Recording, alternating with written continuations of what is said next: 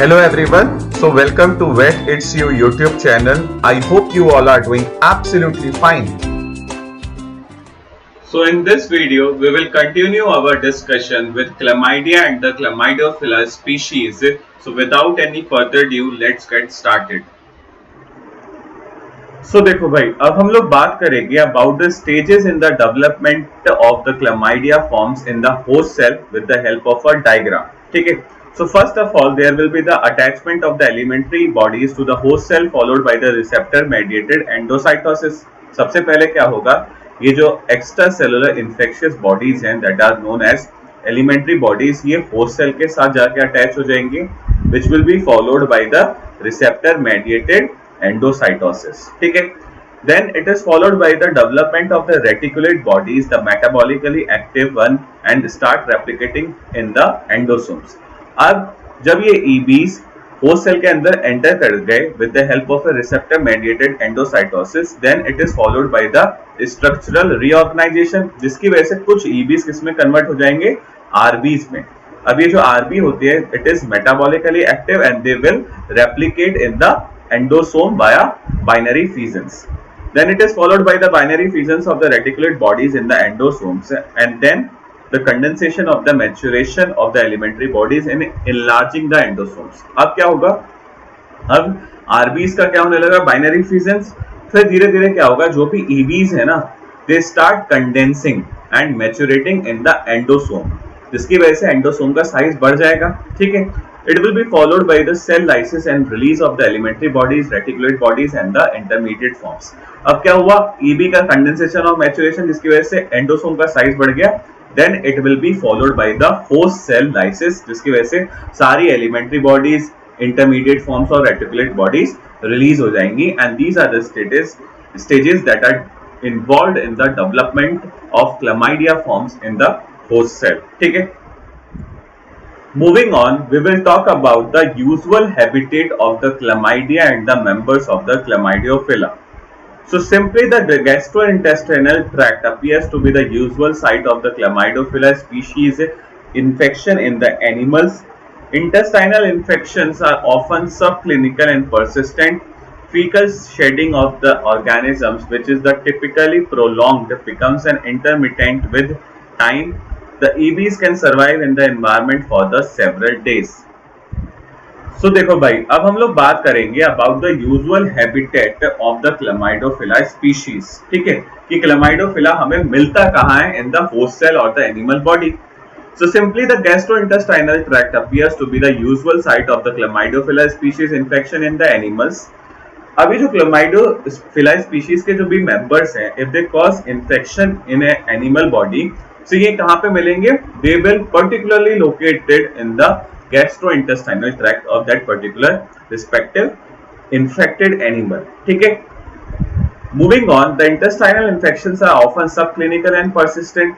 अभी जो Chlamydophila species के मेंबर है, ये gastrointestinal tract में मिलते हैं. अब जब भी ये intestinal infection होता है in a particular animal, तो जो infection होगा वो कैसा होगा, subclinical होगा और persistent होगा. ठीक है. Fecal shedding of the organism, which is typically prolonged and become intermittent with the time. अब ये जो Chlamydophila species है, they usually reside in the gastrointestinal tract of the infected animal. So the infected animal will start shedding this particular organism via fecus. ठीक है. अब ये fecal shedding की वजह से ये organism जो है बाहर आने लगा बॉडी से, and this process is typically prolonged and which will become intermittent or the irregular with the course of time. ठीक है. The elementary bodies can survive in the environment for the several days. अब ये जो भी infectious form थी, that is infectious extracellular bacteria, जिसको हम EBs के नाम से जानते थे, they can survive in this particular environment of the host cell for the several days. ठीक है. Moving on, we will discuss about the diagnostic procedures in the case of the chlamydia or the Chlamydophila infection in an animal. So simply the consideration of the history and the clinical signs and the pathological changes may suggest the certain chlamydial infections.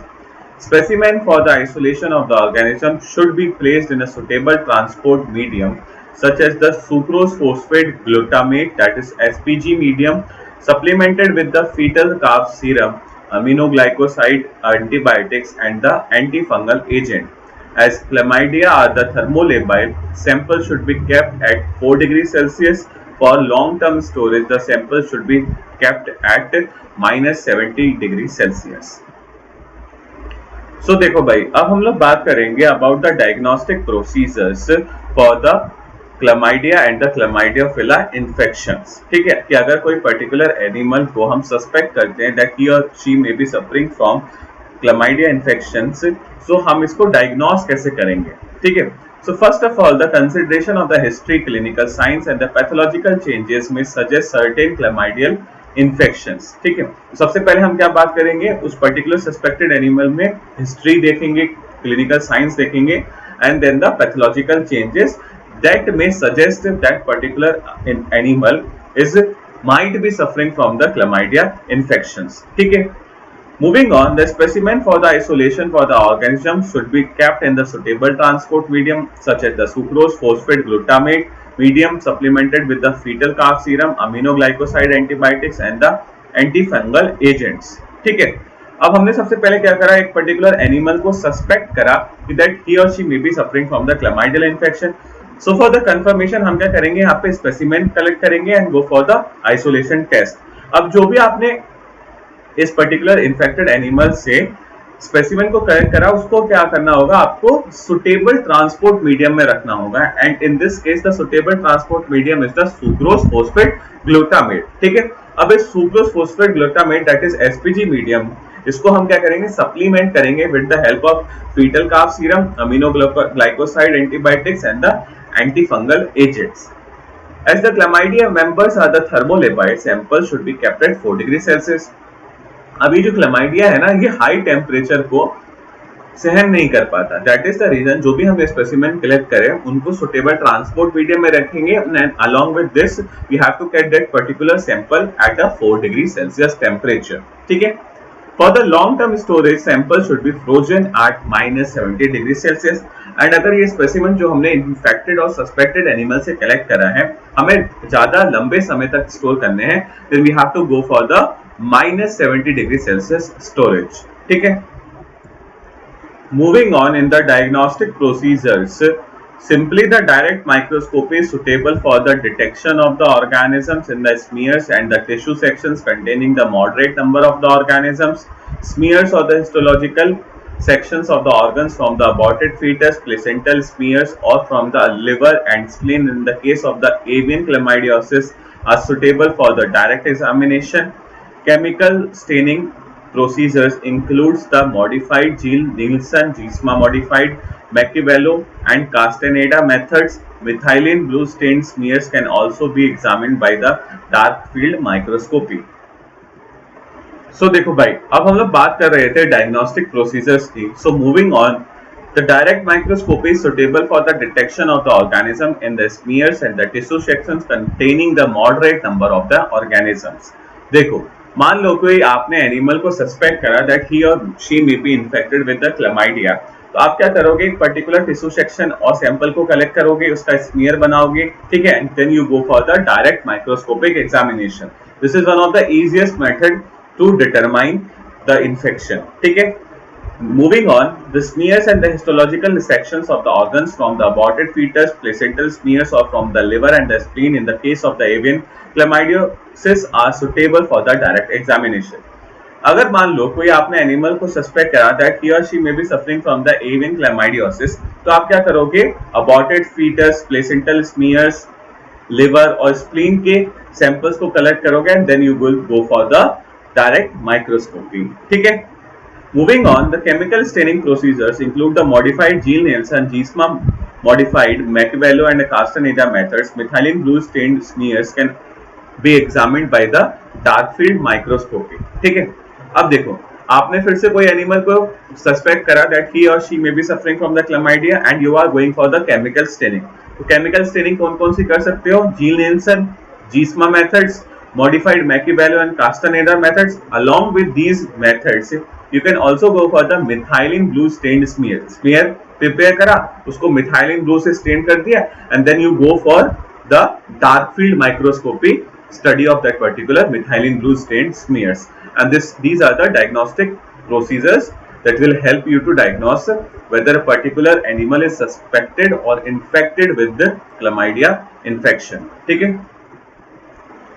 Moving further in the diagnostic procedures, the chlamydia can be isolated either in the embryonated eggs inoculated into the yolk sac or in a number of the continuous cell lines such as the McCoy, L929, baby hamster kidney and Vero. The polymerase chain reaction techniques have been developed for the detection. The serological procedures for the detection of the antibodies to the chlamydia include the complement fixation test, ELISA, indirect immunofluorescence and the microimmunofluorescence test. So we were talking about the diagnostic procedures. So simply moving on, the chlamydia can be isolated either in the embryonated eggs inoculated in the yolk sac or in the number of the continuous cell lines such as the McCoy, L929, baby hamster kidney and the Vero. देखो, मान लो कोई आपने animal को suspect करा that he और she may be suffering from the chlamydia infection and you go for the isolation. तो आप chlamydia को आइसोलेट कैसे कर सकते हो? In the embryonated chicken eggs and it will be inoculated through the yolk sac route. ठीक है. और you can isolate the chlamydia in the continuous cell line cultures और continuous cell line cultures like McCoy, L929, baby hamster kidney and the Vero. ठीक है. You can also go for the polymerase chain reactions techniques for its detection. ठीक है.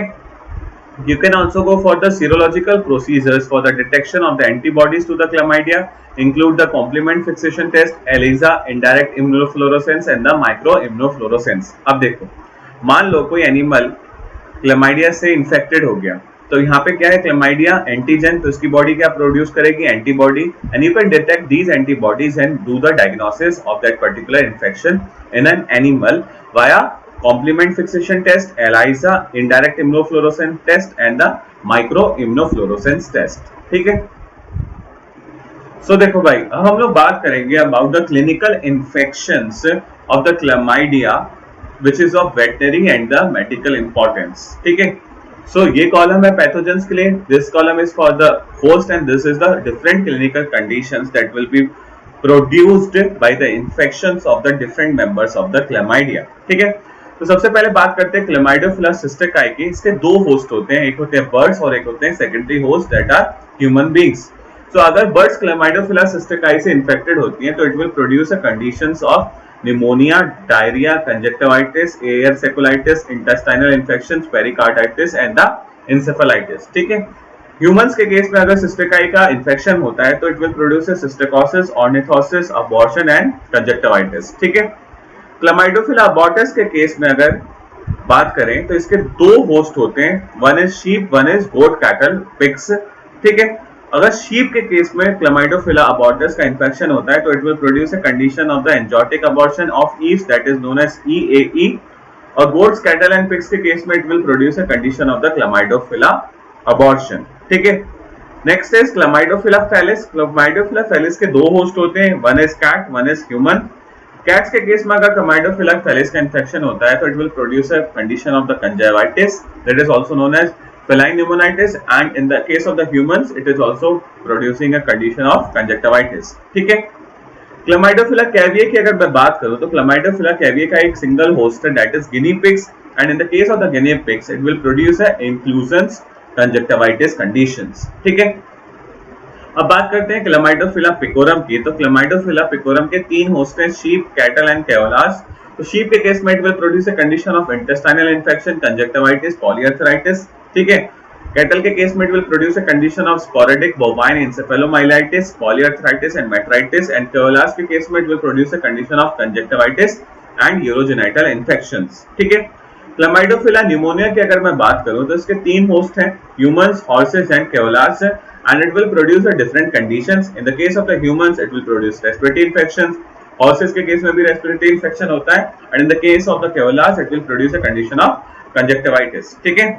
अब बात करते हैं chlamydia trachomatis की. तो क्लैमाइडिया ट्रैकोमैटिस का एक सिंगल होस्ट है that is humans and in the case of the humans it will produce a condition of a trachoma, inclusion conjunctivitis of infants, non-specific urethritis, respiratory disease of infants and bronchitis.